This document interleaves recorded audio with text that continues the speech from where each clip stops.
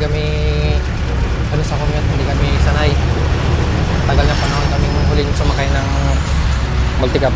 Kaya ganito yung aming sitwasyon. Tanggalog dito pala mag-commute guys. No? Grabe, ang hirap na talaga mag-commute.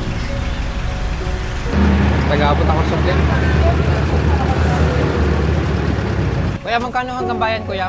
Magkano po? Ignorante kami sa sa commute. Ang gala yan. Tapos hindi ko alam yung presyo ng pamasahe. Hindi ko alam kung sobra yung binayad ko o kulang. Kasi hindi ko maintindihan yung sinasabi ni kuya kung magkano. First time mo sumakay ng multicab. Ha? Ignorante ka sa multicab, no?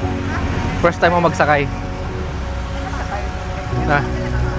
Yan. Ganyan kahirap mag-commute. Oh, bayan.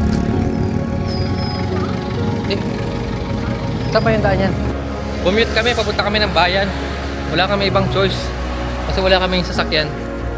Yung sasakyan namin nandyan, no? Sa Mitsubishi. For the last almost 4 years, ngayon lang ulit kami mag-commute. Paano yan? Ano sasakyan natin? Hindi ko rin alam, mahirap magsakay ng multicab. Di ako marunong mag-commute. Naghahanap kami ng tricycle, wala kami makita ang tricycle dito sa may San Jose Banda. Lakad tayo kabayan? Wala na sa atin dito, sige. Lakad tayo bayan?